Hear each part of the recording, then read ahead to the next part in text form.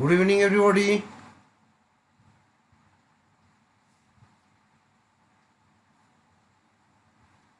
সবাই শুনতে পাচ্ছো?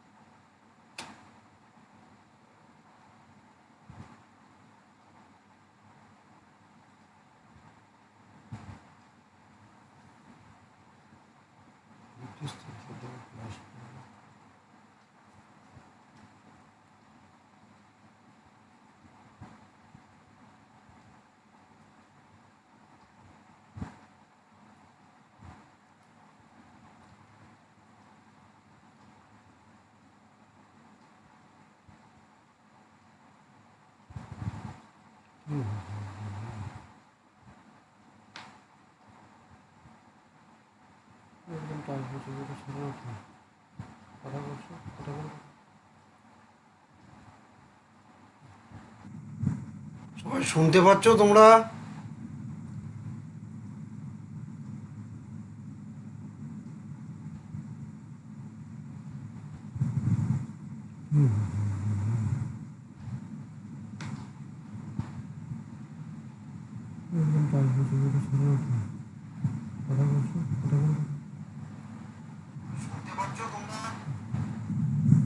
সবাই শুনতে পাচ্ছো তোমরা?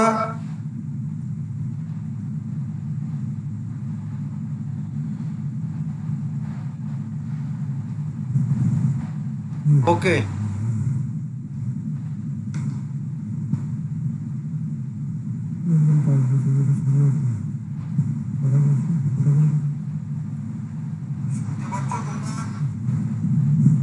সবাই শুনতে পাচ্ছো তোমরা?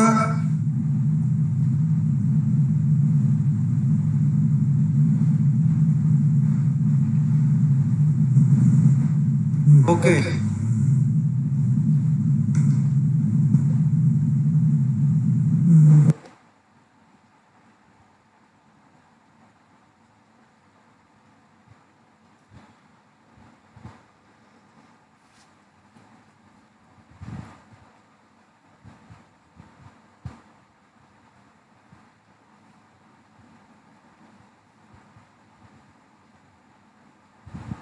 let's start our lesson. Human health and disease. In term 2, this is our first topic. So let's go to the subject matter.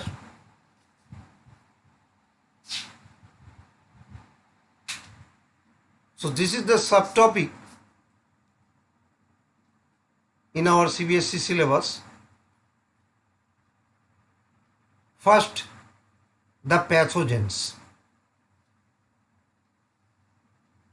and some parasites causing human diseases, that is malaria, dengue, chikungunya, Phylariasis, Asceriasis, typhoid, pneumonia, common cold, Amiobiosis, and their control. We also read in this chapter the basic concept of immunology, the vaccines, and cancer, human immunodeficiency, as well as related disease, the AIDS. And another topic, that is the problem related with adolescents, the drug and alcohol abuse. So let's go to the matter.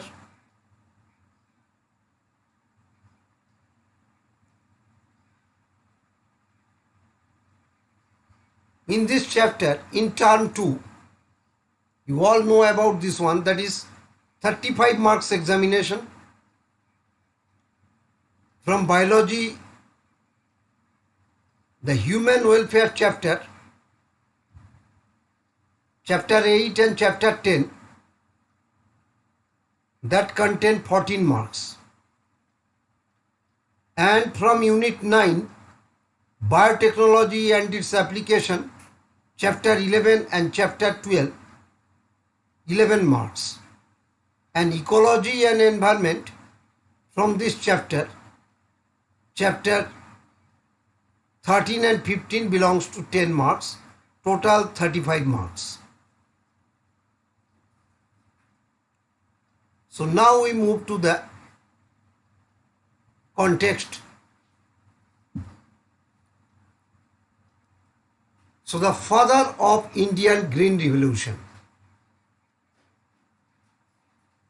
So that is M.S. Swaminathan. He belongs to Tamil Nadu.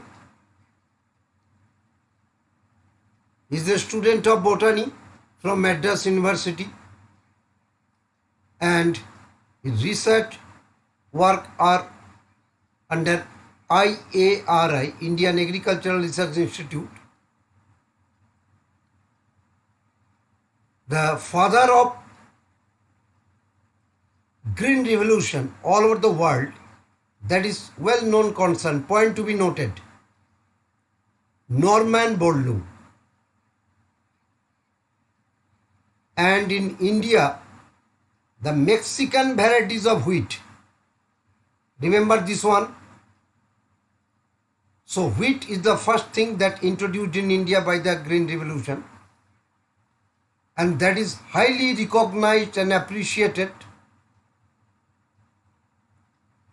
and he was honored Padma Bhushan and many other prestigious awards. So point to be noted from this page, there is Swaminathan, the father of Indian Green Revolution, and father of Green Revolution, that is Norman Borlaug.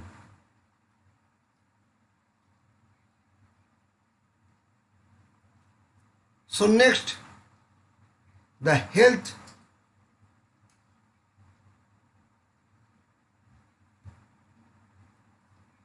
For a long time was considered as the state of the body and mind,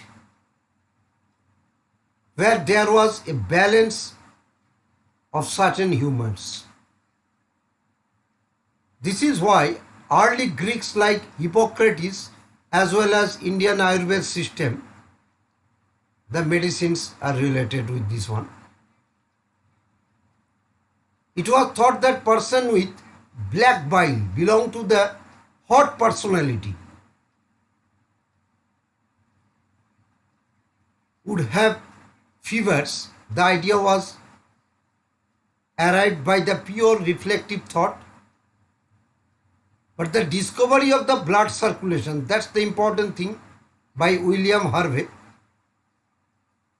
using experimental method and the demonstration of the normal body temperature in person with black bile using thermometer, disapproved the good humor hypothesis of health. In later years, biology started the mind influences through neural system and endocrine system, our immune system, that our immune system maintains the health. So we can say mind and mental state can affect our health.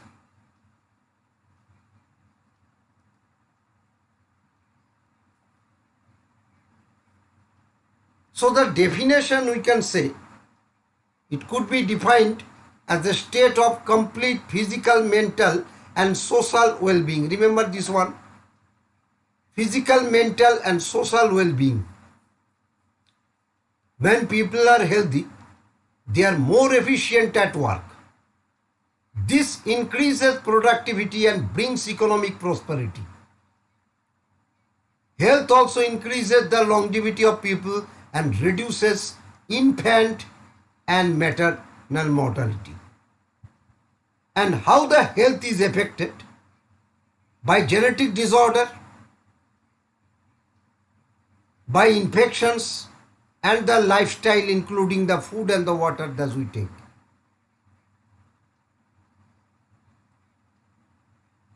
From this we move to the another reason.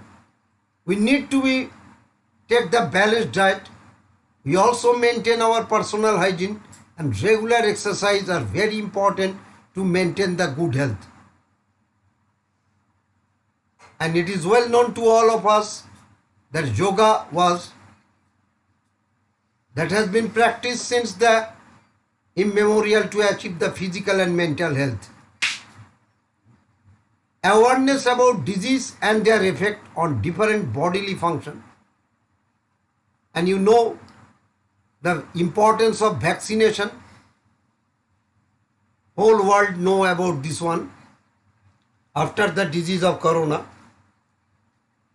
So proper disposal of waste, control of vectors and maintenance of hygienic food and water resources, that should be achieving good health, because most of the diseases that are transmitted into humans, these are mostly waterborne diseases. So what is a disease?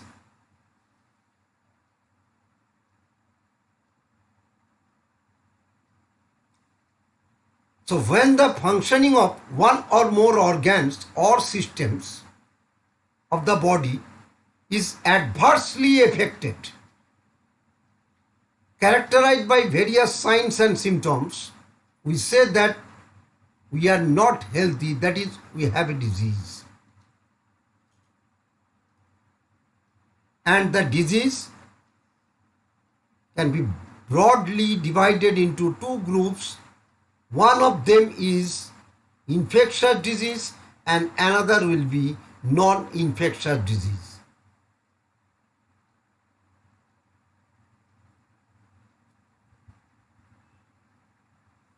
So the diseases which are easily transmitted from one person to another, we call them infectious disease. These are very common, and every one of us suffer from these at some times or other. Some of the infectious disease like AIDS, acquired immune deficiency syndrome, it is fatal. The non-infectious disease, among these, the cancer is the major cause of death. The drug and the alcohol abuse, also these are non-infectious but affect our health adversely.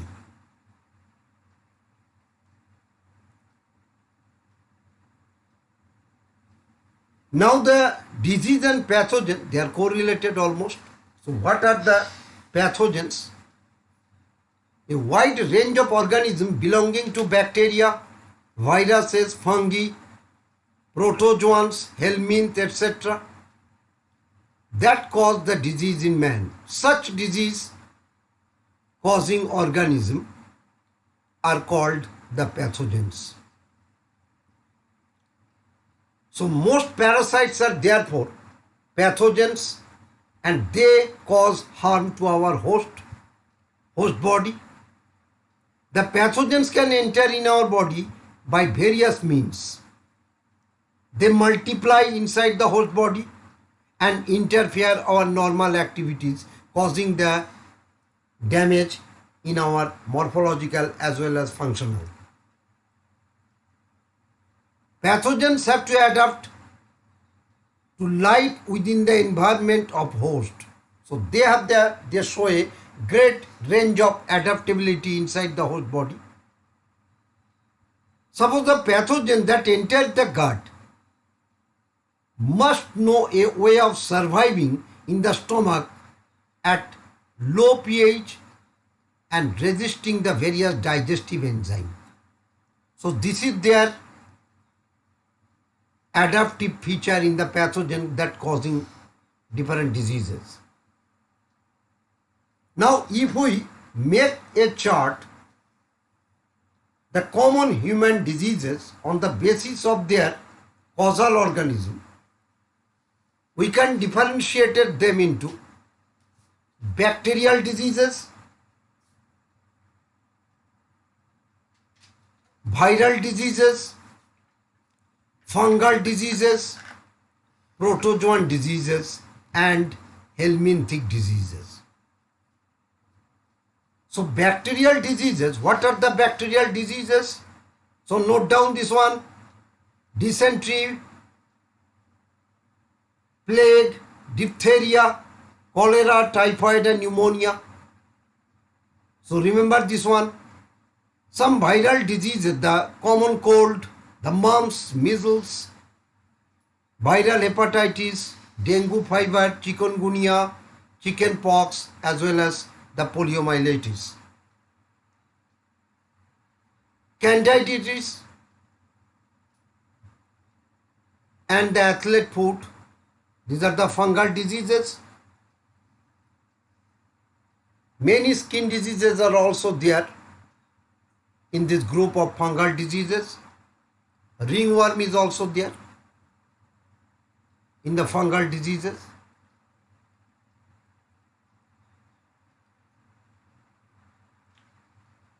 The protozoan diseases, the malaria, Amiobiosis, African sleeping sickness, and cholera. And the helminth disease, the Asceriasis by Ascaris lumbricoides and Phylariasis by Wuchereria bancrofti. These are the common human diseases among us.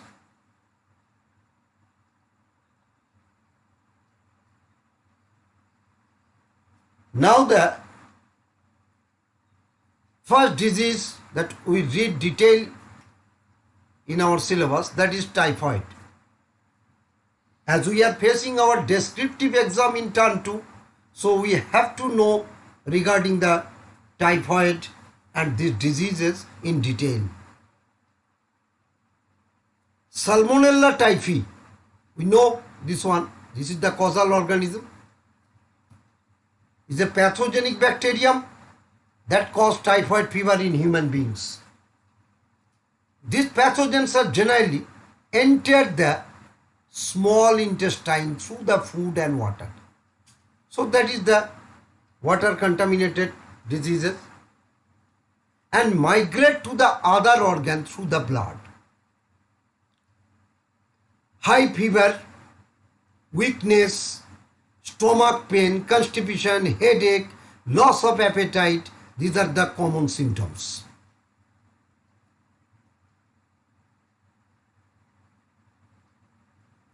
Intestinal perforation and death may occur in severe cases. So it may causes death also. So it's a fatal. So typhoid fever, that's very important, note down this one. How the typhoid is confirmed? By the test, that is Widal test. A classic case in medicine, that of Mary Mallon, nicknamed Typhoid Mary. I think you all know the history of this one. She was a cook by profession and was a typhoid carrier who continued to spread typhoid for several years because the food he prepared.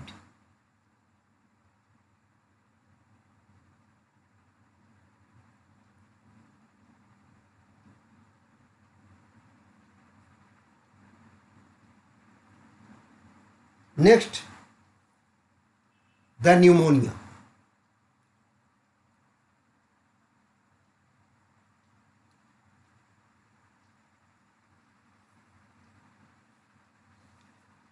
Bacteria like Streptococcus pneumoniae and Haemophilus influenzae. Remember this one? That's very important. The two causal organisms of pneumonia are responsible for the disease of pneumonia in human, which infect the alveoli of our lungs. So they are infect in our lungs. So by pneumonia, the organ that is infected, that is lungs. As a result of infection, the alveoli get filled with fluid, leading to severe problem of respiration and another symptom, that is fever, chills, cough as well as headache. In severe cases, the lips and the fingernails turn grey to bluish in color. That is the acute syndrome. The healthy person acquires the infection by inhaling the droplets on aerosol released by an infected person. So it is infected by droplet infection. It can be by sharing glasses and utensils by an infected person. So very much contaminated disease.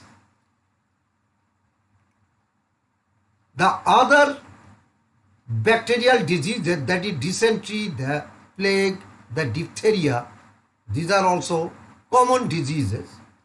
Not very common, but these also occur in human. So we read in detail the typhoid and pneumonia.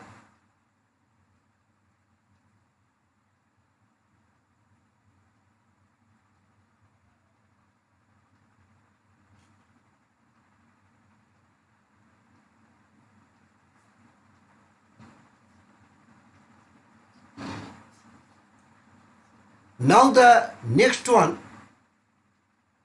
that is common cold. Many viruses cause diseases in human being. The rhinoviruses represent one such group of viruses which cause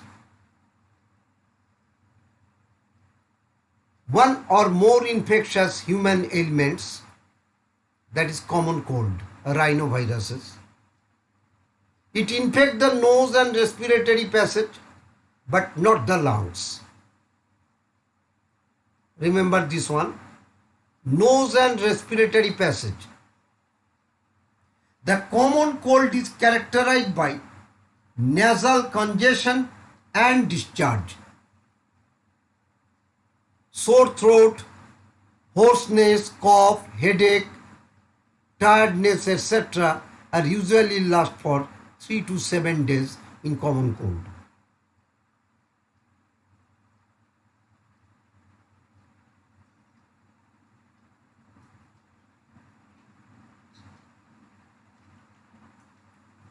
Droplet resulting the cough of sneezes of an infected person are either inhaled directly or transmitted through contaminated objects such as the everyday use components, the computer keyboard or mouse also, and cause infection in a healthy person.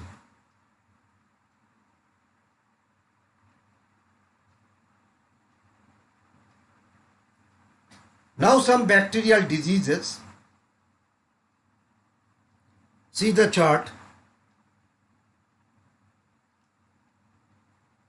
First, the Shigellosis, the bacterial dysentery. The bacillary dysentery, Shigella species. The effect act on the intestine, and the mode of transmission definitely through food and water, contaminated. The feces also, contaminated feces, the fecal matter. The symptoms are abdominal pain, dehydration, blood and mucus in the stool. The plague, Yersinia pestis, that is called the Black Death. The lymph nodes are directly infected. rat flea vector. Here is a vector there, mode of transmission. The rat flea. Remember this one. In the Black Death, the symptom by fever, headache, and the lymph node. As the lymph node are getting infected, so the swelling of the lymph node is there.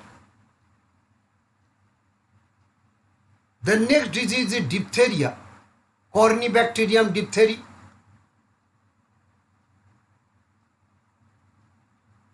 The site of infection, that is larynx, skin, nasal, and in the genital passage also. The mode of transmission, that is droplet infection. So contaminous, fever, sore throat, because the larynx is affected, so sore throat is there, hoarseness in the voice, and difficulty in breathing.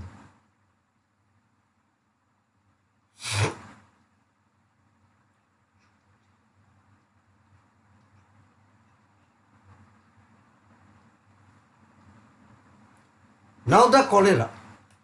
We all know the coma bacteria, Vibrio cholerae. The site of infection, that is the intestine.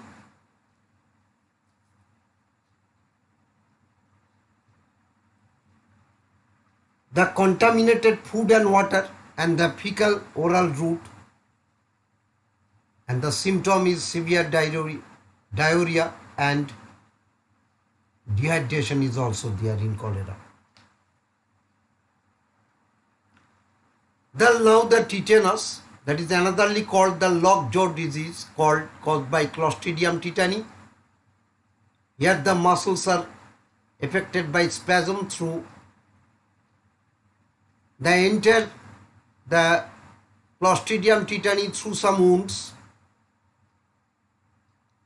Now, as it called the lockjaw disease, the jaw muscle are getting rigid, increase the heartbeat rate and spasm of the muscles of the jaw and face. That is also fatal disease, tetanus.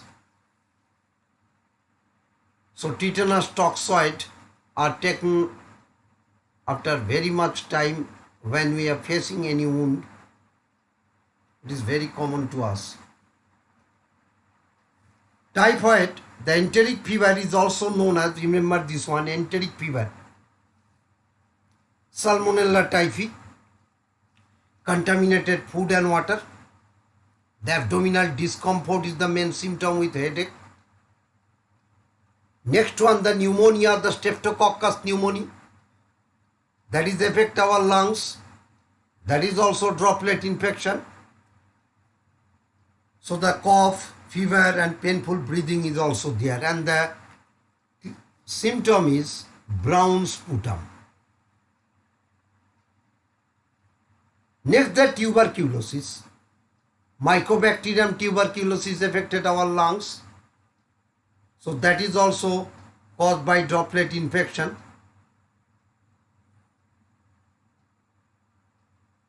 So nasal discharge is one of the symptoms in tuberculosis. Let us move to the next diseases of viral diseases. We have to move rapidly because lot of information are there. So take the screenshot or note down the important point. Common cold by rhinoviruses act on the respiratory tract. Here the mode of infection, that is droplet. Nasal congestion and discharge, sore throat and cough, headache. These are the clinical symptoms of common cold. It's very common to us. So remember the disease and the causal agent and mode of infection. That's very important. And the site of infection, which part of our body are getting infected. Next, the mumps. It is a RNA virus, paramyxovirus, salivary glands are infected. You know the mostly the parotid glands are affected by this disease. So enlargement of the parotid gland, this is the clinical symptom. It is also very contaminated. Next, the measles. It is also RNA virus, paramyxovirus, rubella virus. Measles are affected on skin as well as respiratory tract. It is infected by, the mode of transmission is droplet infection. Sore throat, running nose, cough and fever, reddish rashes on the skin and neck and ears are the symptoms of measles. Viral hepatitis, that is hepatitis B virus, HBV, it acts on liver. So it may be affected by blood transfusion or by parental infection. The viral hepatitis cause, as it affected the liver are getting damaged. It affected by the symptom of jaundice, yellowish eyes, fever, nausea, and the pain in abdomen associated with fever.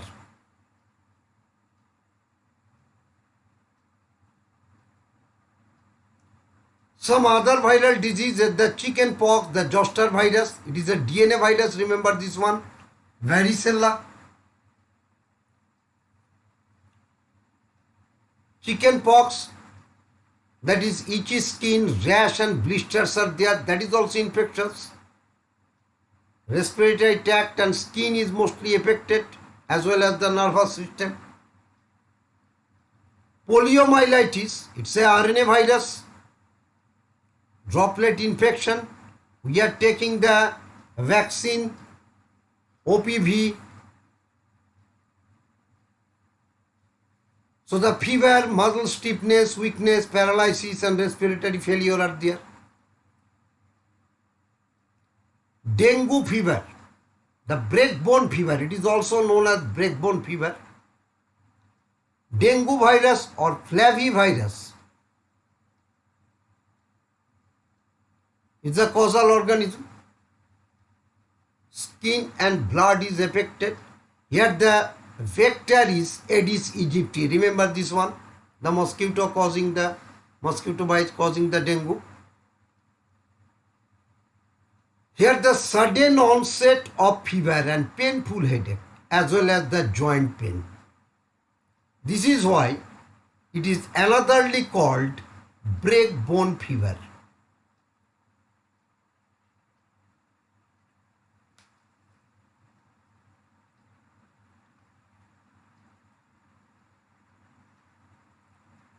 Remember this one, everybody. Breakbone fever is very important. That is another name of the dengue fever. Chikungunya, that is the alpha virus, act on the nervous system. That is also caused by the mosquito Aedes aegypti. Headache, joint swelling, fever, joint pain, these are the symptoms of chikungunya.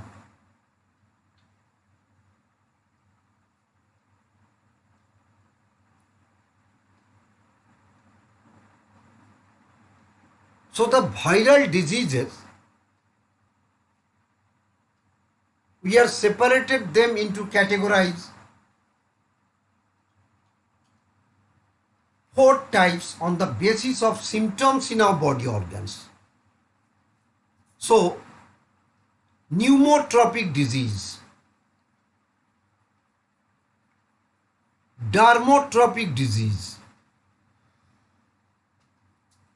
viscerotropic diseases and neurotropic diseases. So by the name, the pneumotropic disease, the respiratory tract are infected.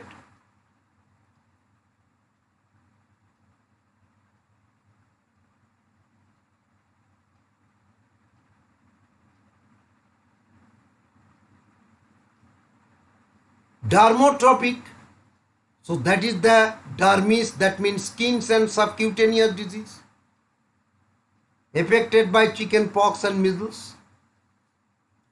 Visceral, viscera means, you all know this one, the organs affected by yellow fever and dengue fever.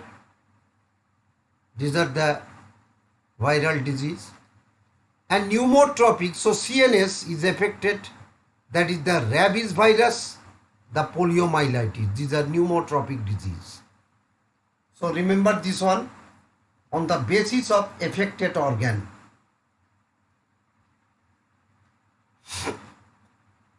So moving to the next part, one of the important part from this, the malaria.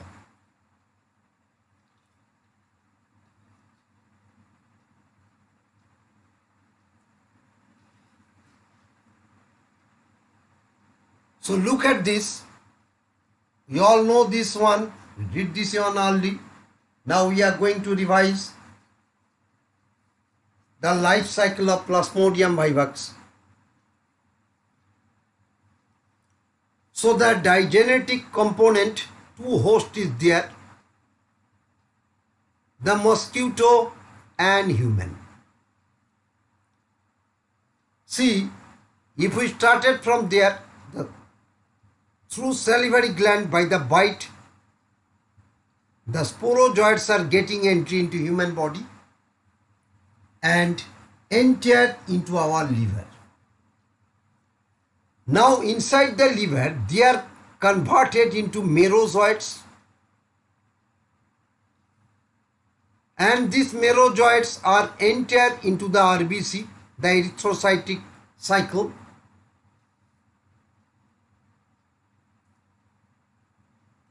Now the merozoites, here you see inside the RBC, it formed the signet ring stage. Look, it's a ring-like structure. The ring-like structure is formed inside the RBC. Then it may convert into trophozoite, and in this trophozoite, when it getting released, it formed the hemozoin that caused the shivering fever, and it may retain and enter into the RBC by rupturing this one. Some of them are converted into gametes,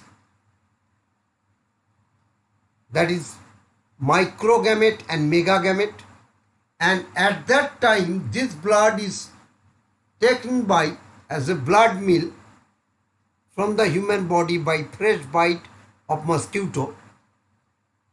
The gametes are enters into the mosquito's body as a macro and micro, male and female. The macrogamete and microgamete, they are getting fertilized to form the zygote and convert into ookinete and convert into oocyst and again converts into sporozoites inside the mosquito's body and retain in the salivary gland for fresh infection. So this is the life cycle of Plasmodium. So note down this one.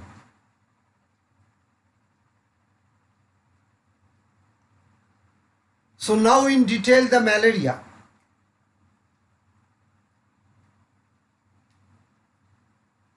Plasmodium entered the human body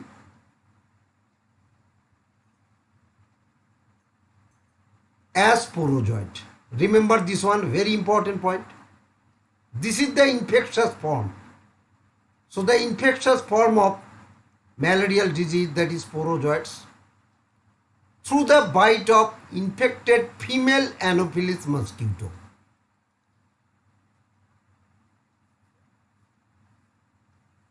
The parasites initially multiply within the liver cell and then attack the RBC and then the rupture.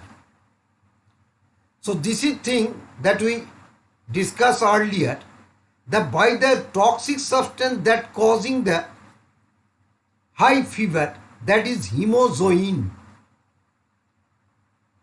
That is the cause of chill and high fever recurring every 3 or 4 days by the symptom of CHS. You know this one? Cold phase, hot phase and sweat phase. When a female Anopheles mosquito bites an infected person, these parasites enter the mosquito's body and undergo further development. These parasites multiply to form the sporozoites and they store the salivary gland for the fresh infection. When this mosquito bite a human, these sporozoites are introduced into his or her body. Thereby, the same cycle is started inside a healthy person. So, malarial parasite need two hosts to complete its life cycle, that is digenetic, human and mosquito. And the female Anopheles mosquito is treated as a vector. It's a biological vector. It transmitted through the inside the body, but the mosquito is not affected by malaria. So here this vector is called biological vector.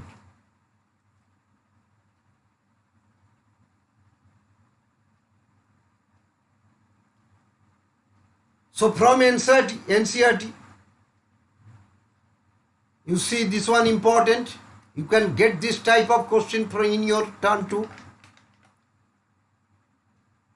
So you have to remember this particular part. See this one. Parasites, the sporozoites. The parasite reproduce asexually, very important in the liver cell. Parasites reproduce asexually in RBC. Now the sexual stage occurs inside the mosquito. So the asexual stage occurred inside the human body, but the sexual phase is occur inside the mosquito's body.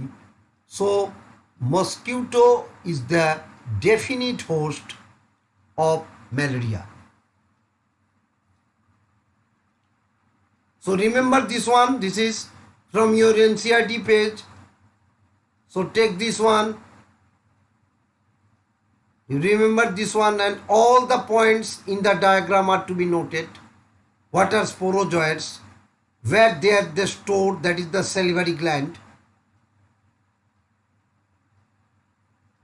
Female mosquito take the gametocytes with their blood meal, and again they are infected and reaches in the form of sporozoites in the human body.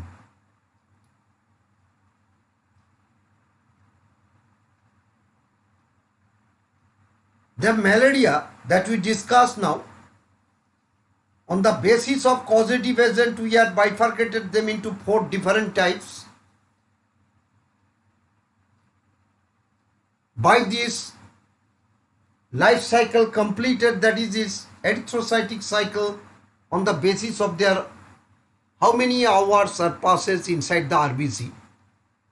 The Plasmodium vivax, the causal organism, that is tertian or benign tertian or vivax malaria. Remember this one, benign tertian malaria is caused by Plasmodium vivax. That duration is 48 hours. Quartan malaria, that is Plasmodium malady, that is 72 hours. Erythrocytic cycle. Mild tertian malaria by Plasmodium ovale, that is 48 hours. And the malignant, the most fatal malaria that is caused by Plasmodium falciparum that occurs 36 to 48 hours. So remember this one, it's a very important part. Again I am repeating that tertian malaria caused by Plasmodium vivax, quartan malaria by Plasmodium malady. Mild tertian by Plasmodium ovale, and the malignant malaria caused by Plasmodium falciparum, that is most fatal among the all, Plasmodium falciparum.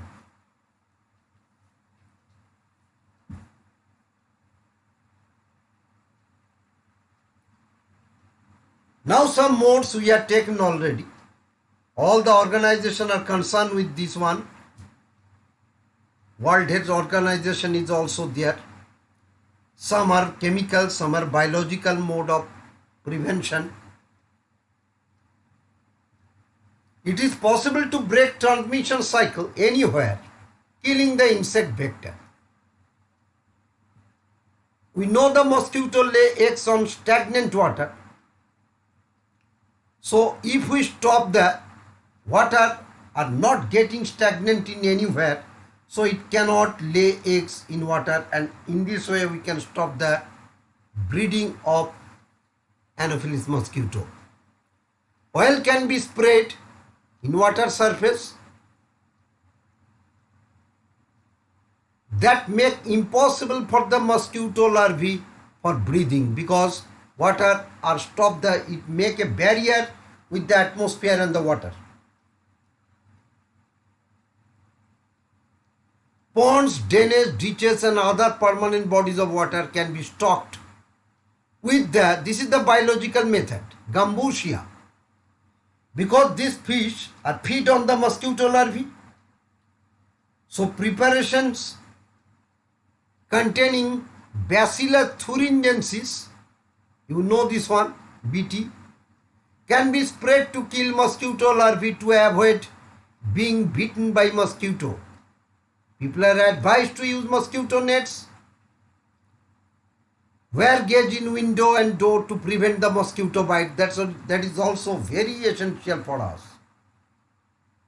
In the 1950s, the WHO introduced the malaria eradication program, and it was not yet successful because the resistance of Plasmodium to the drugs used to treat it and resistance of the mosquito DDT and other insecticide. This is causing a bad impact on our society, that no more these contents can kill these larvae.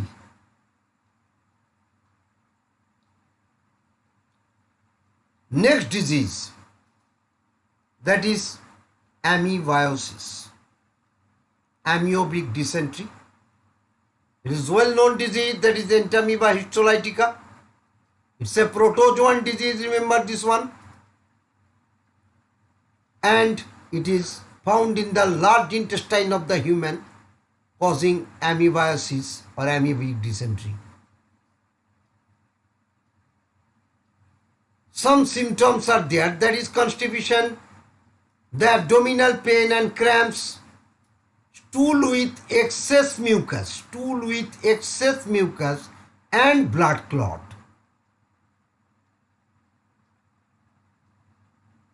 Here you see, we already discussed the different types of vectors. Now the housefly is the main cause. It is a mechanical vector because the Entamoeba histolytica cannot getting entry into the housefly's body and serve to transmit the parasite from feces and infected the food and the food products, hereby contaminated us. The drinking water, if contaminated by any sorts of fecal matter, this is the main source of infection.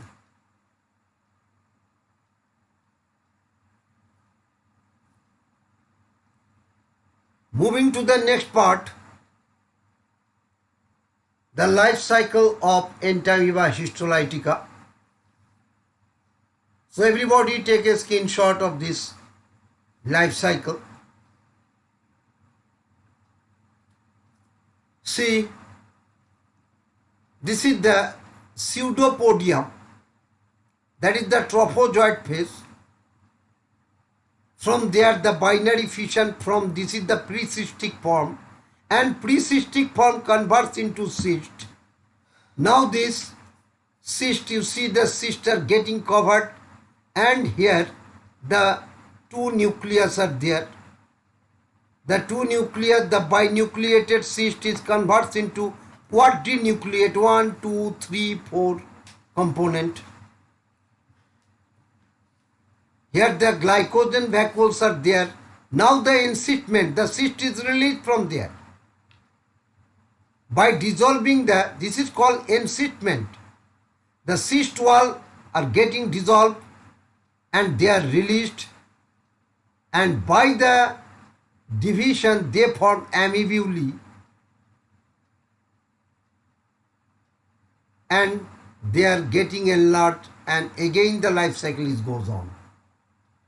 So this is the life cycle of Entamoeba histolytica in their cyst and pre-cystic form, binucleated, quadrinucleated condition.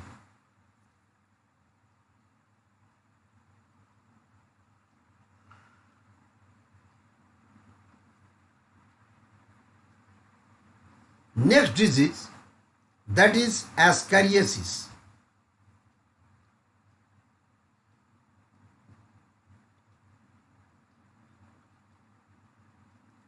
Ascaris, the common round worm, and caused by Wuchereria bancrofti, the filarial worm, and other helminths are known to pathogenic to human. See, the Ascaris are the intestinal parasite causing Asceriasis. So the internal bleeding is the symptom, the muscular pain, fever, anemia, and blockage is causing by the aggregation of this parasite, helminth disease. The eggs of the parasite are excreted along with the feces and infected person with contaminated soil, water, plants, etc. A healthy person acquired the infection through contaminated water, vegetable and fruits. So here the diagram, that is Ascaris male and female. See, this is the male Ascaris and that is the female Ascaris with pineal seta is the identical thing that present in male.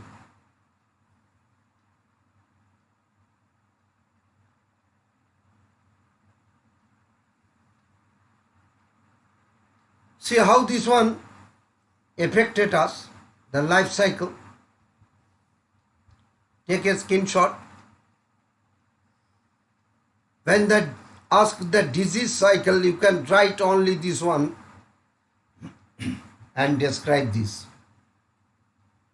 So the infected larvae, if by food and contaminated water entering into our body and goes to the intestine, reach the duodenum and penetrate the wall and then enters into the blood. From there, through blood, it migrates into lungs and then it coughed up and swallowed again. Final development in small intestine. From there, it releases as a fecal matter. The eggs are in the soil. They still alive as an unfertilized egg. Then there again goes to the infective larvae and the disease cycle goes again.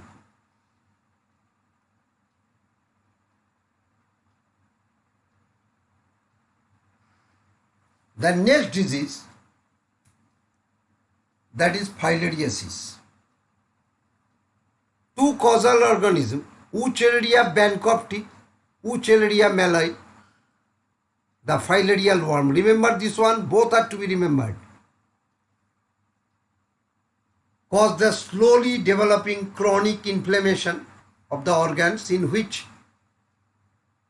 they lie for many years. Usually the lymphatic vessels of the lower limb and the disease is called elephantiasis because the legs are almost look like elephant due to swelling of the lymph nodes, as it is mostly gathered in the lymphatic vessels and causing obstruction. The genital organs are also often affected, resulting in gross deformities. The pathogens are transmitted to the healthy person through the bite of female mosquito vector. In some cases, the obstruction of lymph vessels causing elephantiasis or phylariasis of the limbs.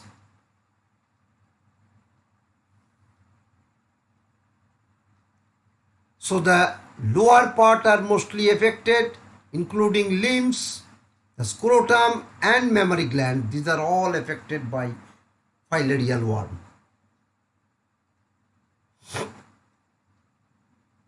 So look at the disease cycle. Mosquito takes a blood meal, enter this one. From there, in the human state, the adult lymphatics are there. Adult produce the sheathed microfilaria. This is the infectious stage.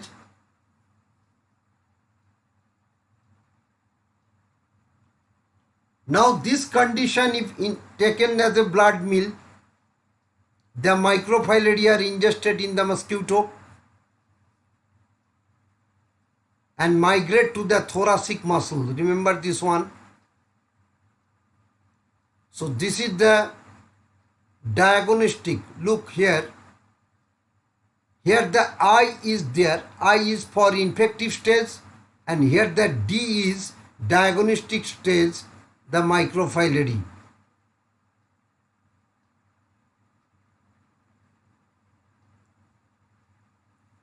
So this is the mosquito stage as well as the human stage, both are there. So that is also digenetic on the basis of their host causing diseases.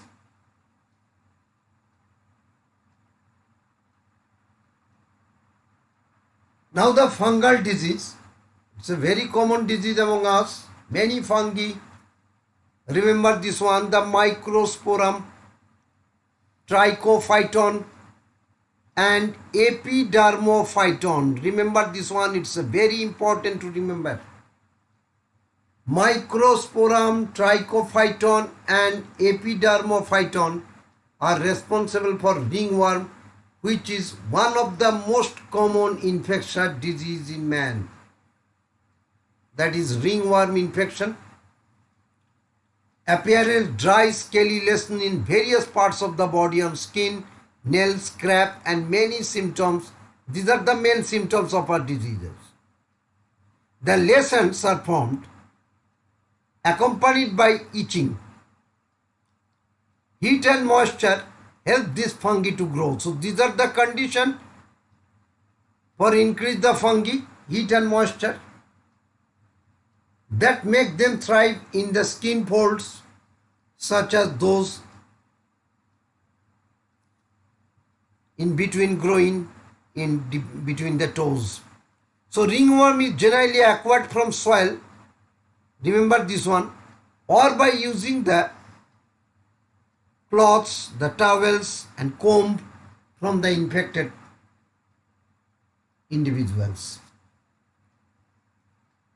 Ringworm is the feet, is known as the athlete foot caused by Tinea pedis. Very important, note down this one. Tinea pedis, athlete foot disease.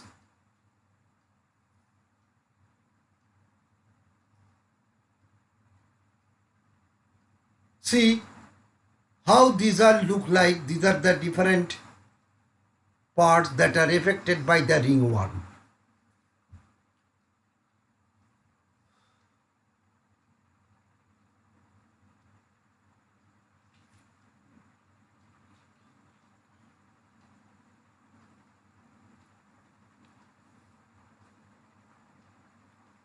Now maintenance of public hygiene.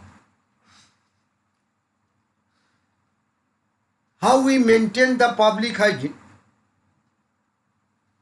So note down this one, these are very important. Maintenance of personal and public hygiene is very important for prevention and control of this infectious disease. So actually we are aware of this one very much after the post-corona effect. We know this one, we are getting more hygienic nowadays. Measure for personal hygiene including keeping the body clean, consumption of the clean drinking water, food, vegetable, fruits, etc. Public hygiene including proper disposal of waste and excreta, periodic cleaning and disinfection of the water reservoirs, pools, cesspools, tanks, observing standard practices of hygiene in public catering. These means are particularly essential where the infectious agent transmitted through food and water such as typhoid, Amiobiosis and Asceriasis. We can stop this one completely. The airborne disease, the pneumonia and common cold, in addition to all these previous measures. So close contact with the infected person belonging to this one avoided. We all know this one. The use of mask is stopped, never to be stopped in this condition. We should use again to stop the airborne diseases.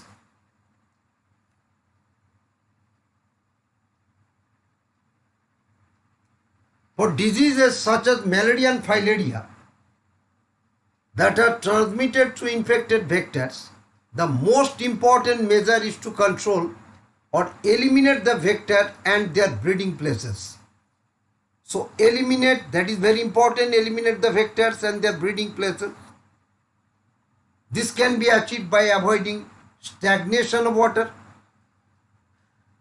around the residential areas, regular cleaning in household coolers, use of mosquito net, and the biological control by using gambusia in the ponds. So to stop increase the growth of the mosquito larvae, and the spraying of insecticide in the stagnant water all over, whatever it is found. In addition, the doors and windows should be provided with the wire mesh to prevent the entry of the mosquitoes. That is also practiced. Such precautions have become all more important, especially the vector-borne, the Aedes mosquito, like the dengue, the chikungunya, that sometime very much prevail in all parts of the India. We can stop these diseases. The advantage of making biological science have armed us to effectively deal with many infectious diseases by use of vaccine immunization program that helps us to eradicate some deadly disease. We all know, we all eradicated all over the world. That is, the world is now smallpox free.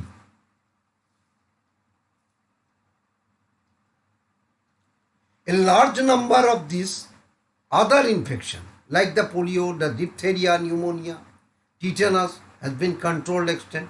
So these are the questions, the disease which can be prevented by vaccines.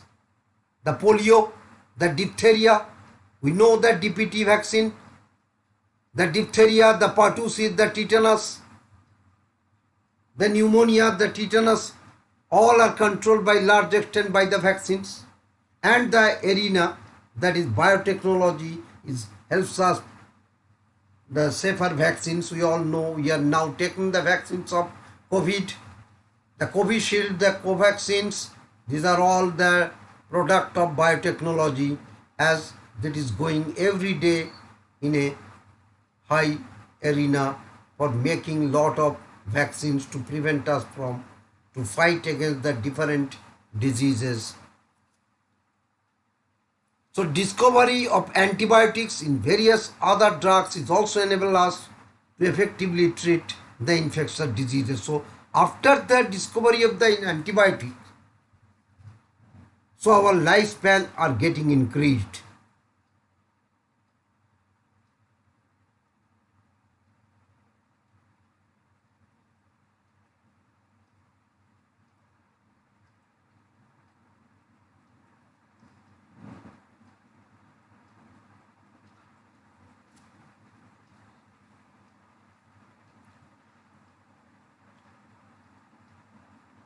So now the immunity.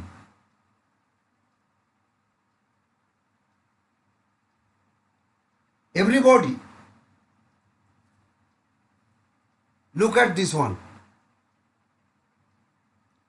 Immunity. We are exposed to a large number of infectious agents. However, only a few these exposures causing in diseases. So we are affected by lot of different virus, different bacteria, but all of them are not causing diseases. This is due to fact that our body is able to defend us from the most of the foreign particles that are going to entry or causing diseases in human being. So this overall ability, this is the ability of the host to fight the disease causing organism conferred by the immune system, that is called immunity. So remember this one. So the overall ability of the host to fight the disease causing organism conferred by the immune system is called the immunity. And this immunity are of two types, innate and acquired.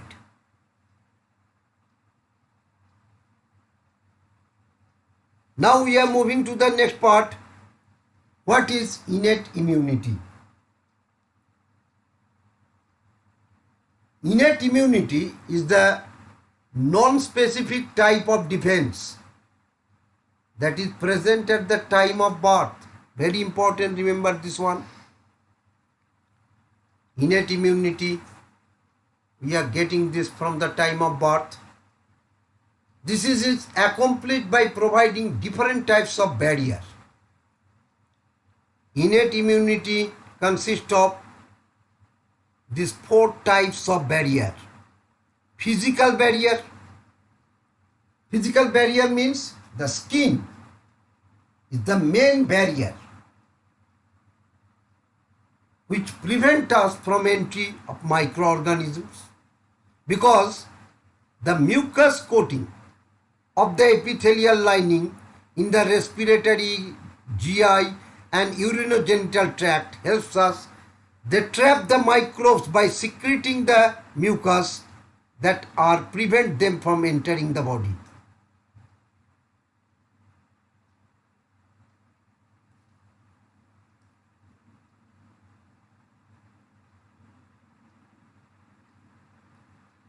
The physiological barrier.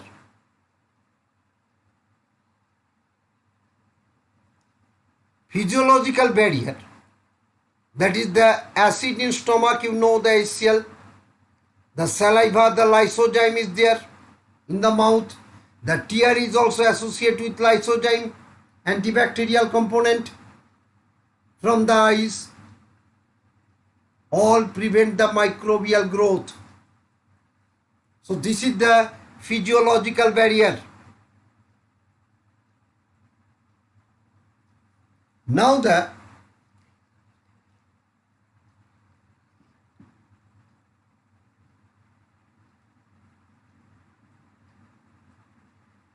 cellular barrier. Certain type of leukocytes,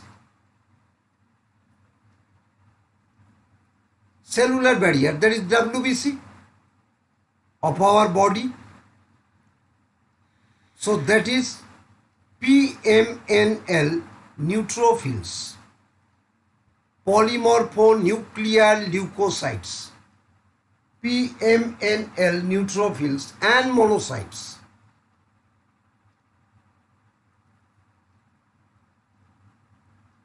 Are the natural killer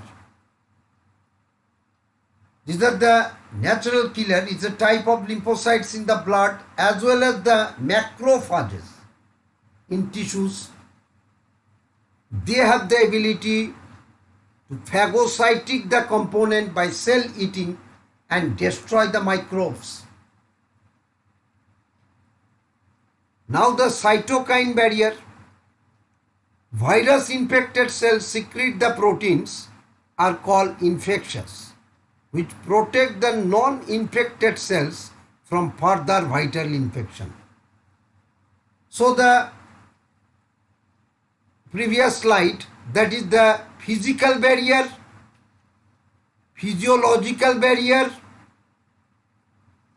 cellular barrier and cytokine barrier. Remember this one. You know the interferons are very important. Lot of time asked question. Interferons are found in which type of cells where the virus infection is there, that is related with interferons.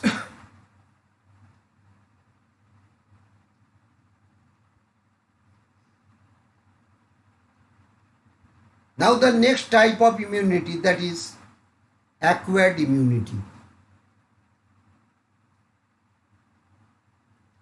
Acquired immunity is pathogen specific. Remember this one.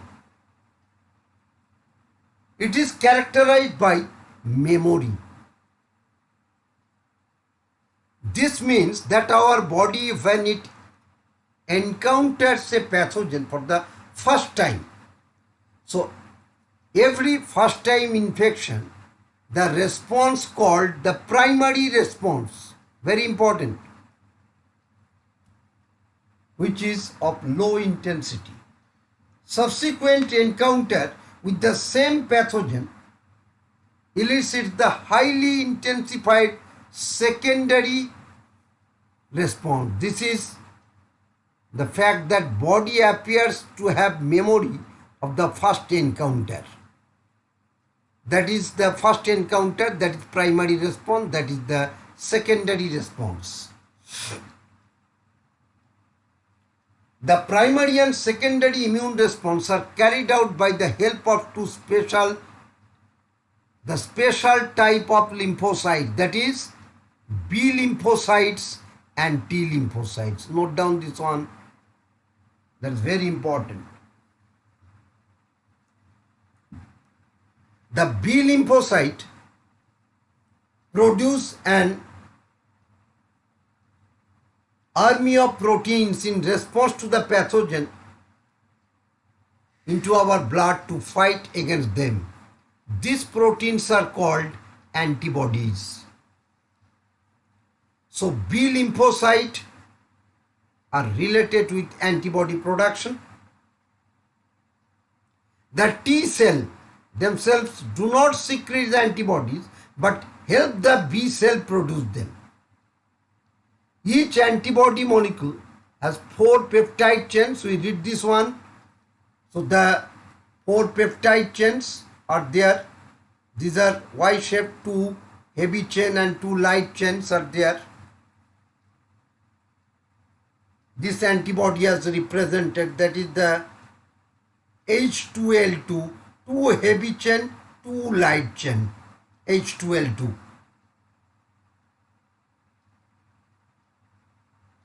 Look at this one. The antibody molecule, see, this is the light chain and that is the heavy chain. So this is the heavy chain and that is the heavy chain. So 2 heavy chain, that is H2, and this one light chain and this one light chain, so that is L2.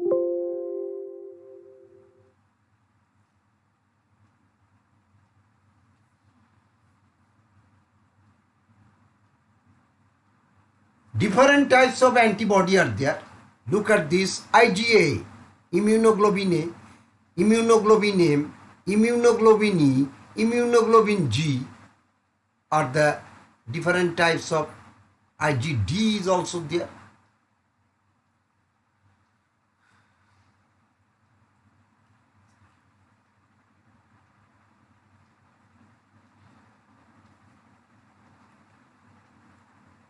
Because these antibodies are found in blood, the response is called, that is H, humoral immune response.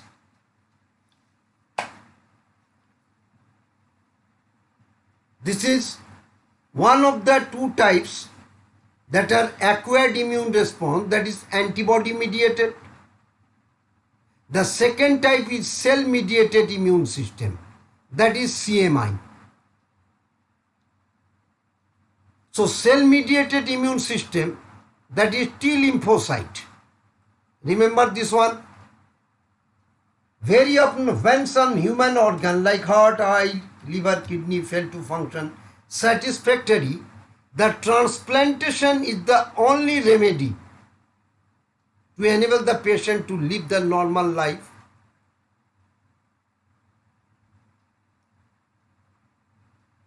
So this search begins to find a suitable donor. So here in the diagram you see the N-terminal part, this is, and these are called C-terminal part. That is related with NH3 group and that is related to its COH group. That is C-terminal and that is N-terminal, and this is the variable part. This is the variable part because the antigen that are entering, that are different in our human body. So antigen are of different, so the antigen binding site is also take the different shape by attaching with the antigen. So this is the variable part and they are attached by disulfide bonds.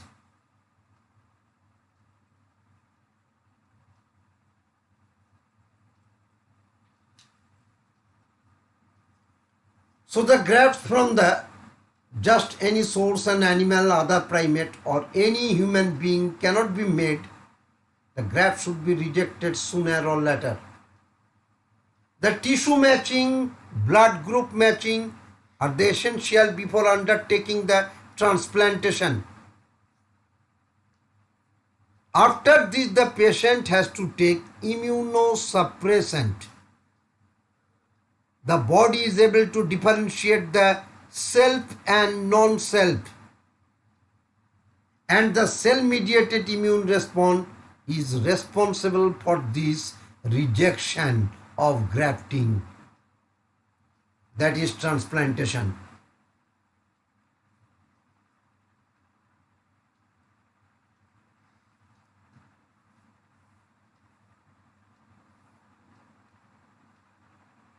Now the active and passive immunity.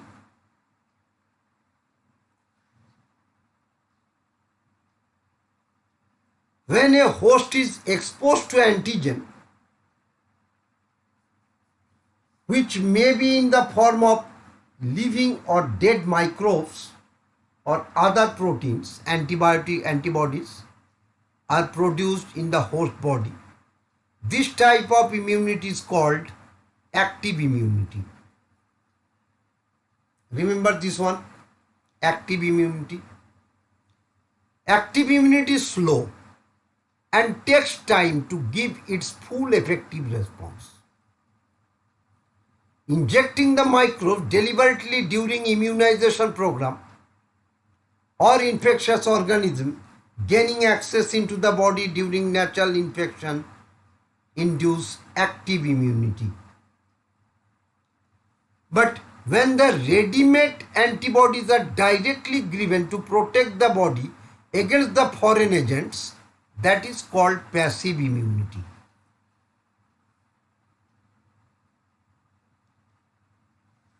The colostrum, you know, the first milk secreted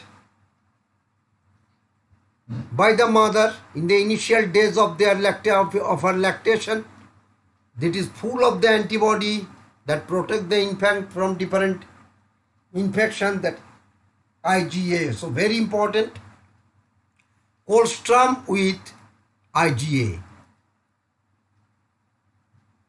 The fetus also receive many antibodies from the mother through the placenta during pregnancy, that is IgG. So these are some example of passive immunity. So active immunity and passive immunity.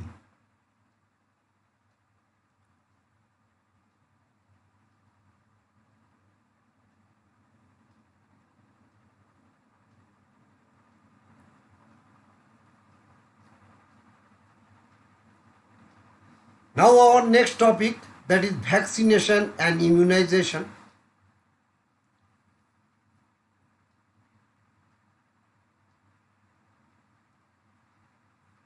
The principal immunization or vaccination is based on the property, that is memory. We did this one earlier.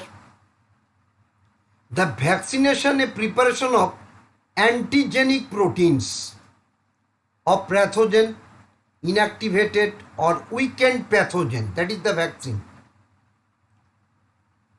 The antibodies produced in the body against these antigens would neutralize the pathogenic agents during actual infection. The vaccine also generates the B cell and T cell that recognize the pathogen quickly on subsequent exposure and overwhelm the invaders and massive production of the antibodies. If a person infected with some deadly microbes in which the quick immune response is required, in tetanus, we need to directly inject the performed antibodies, that is antitoxin, that is anti-tetanus serum. Antitoxin means the preparation containing antibodies to the toxin. Even in case of snake bites, the injection which is given to the patient performed antibodies against the snake venom. This type of immunization is called passive immunization. So remember this one, example of a passive immunization. rDNA technology, the recombinant DNA technology has allowed the production of antigenic properties of pathogen in bacteria or yeast. So vaccine produced during approach allow large scale of production, hence greater ability for immunization, that is hepatitis B vaccine that is produced from yeast.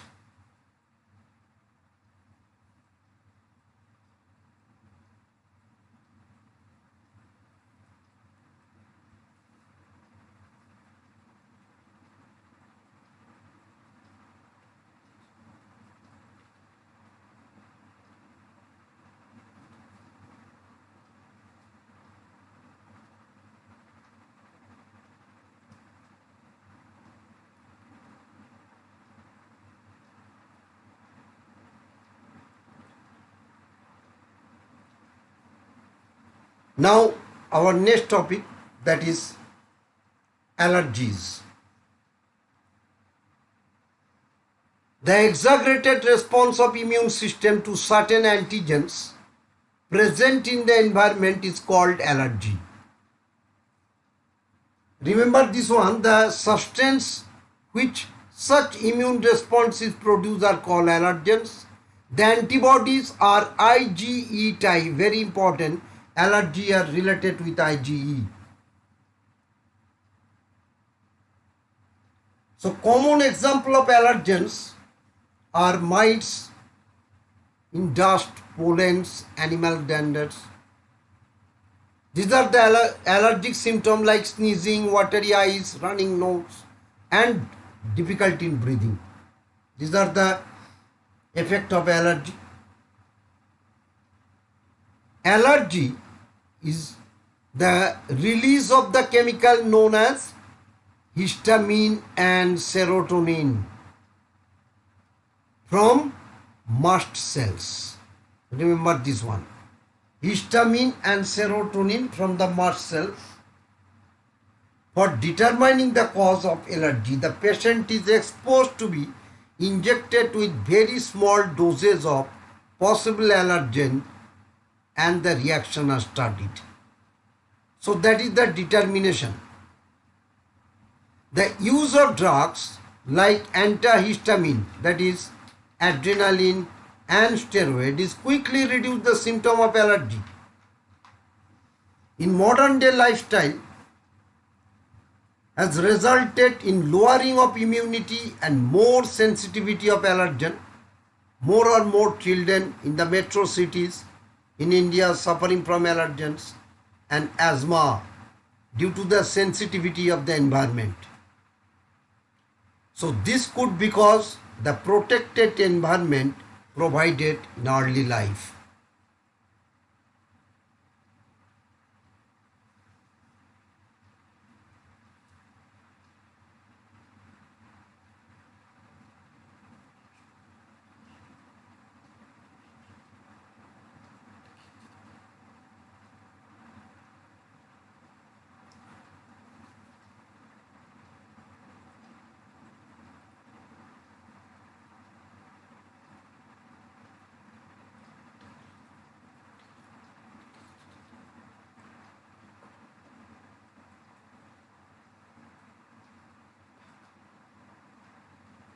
So now the next topic, that is immune system. The human immune system consists of lymphoid organs, the tissues, cells and soluble molecules like antibodies. Immune system is unique in sense of it recognizes from foreign antigens, responds to these and remember them.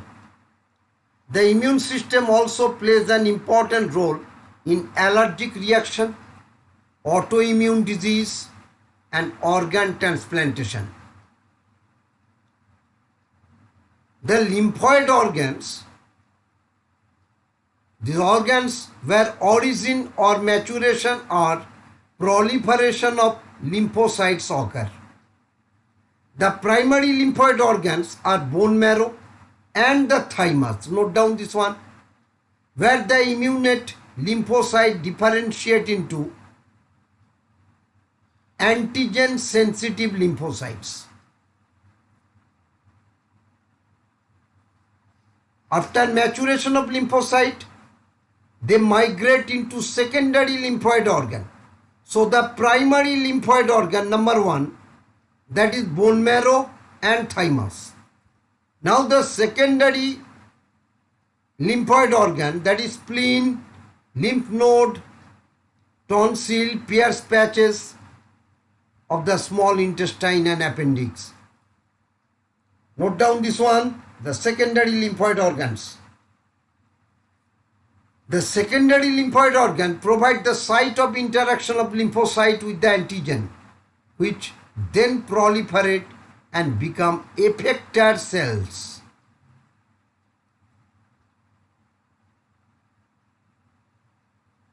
The bone marrow is the main lymphoid organ where all blood cells including lymphocytes are produced. The thymus is a lobed organ located near the heart and beneath the breastbone, the location of the thymus. It is quite large at the time of birth but keep reducing in size with the age, and by the time of puberty it reduces in very small size. That's a very important fact. Both bone marrow and thymus provide microenvironments for the development and maturation of T lymphocytes. The spleen, next one after the thymus, the large bean-shaped organ, it contains lymphocytes, phagocytes. It acts as a filter of blood, spleen, trapping the blood-borne microorganism by filtration. And it is also the reservoir of erythrocytes, the graveyard.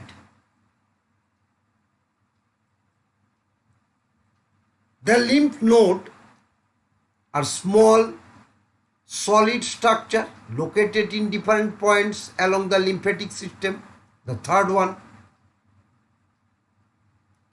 lymph node helps to trap microorganism or other antigen which happen to get into the lymph and tissue fluid. That's the function of lymph node. Antigens are trapped in lymph node and responsible for activation of lymphocytes present and cause the immune response.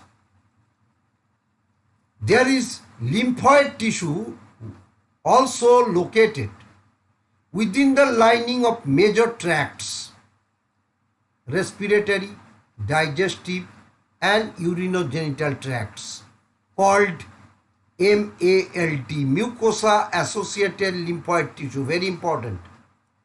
It continues about 50% of lymphoid tissue in human body, MALT.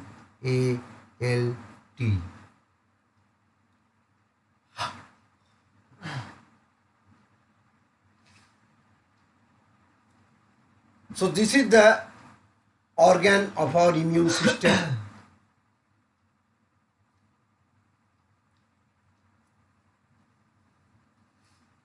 Look at this one and take a screenshot. The lymph nodes, the lymphatic vessels, the thymus, the another lymph nodes, the spleen, the Pierce patch, the appendix, the bone marrow, the again lymph nodes and the lymphatic vessel. So these are the different immune organs that are present in different parts of the body. The tonsils, all these are there. So take a screenshot.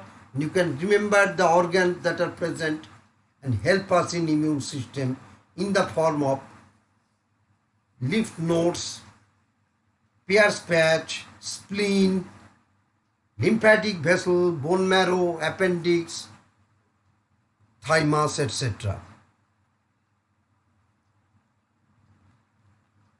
So the chapter is still have many parts. So we can conclude this lesson in the next class. So we read up to immune system and tomorrow we start the next part of this lesson, that is from the AIDS and its contamination. Till then, good night everybody, and we meet again in the next class.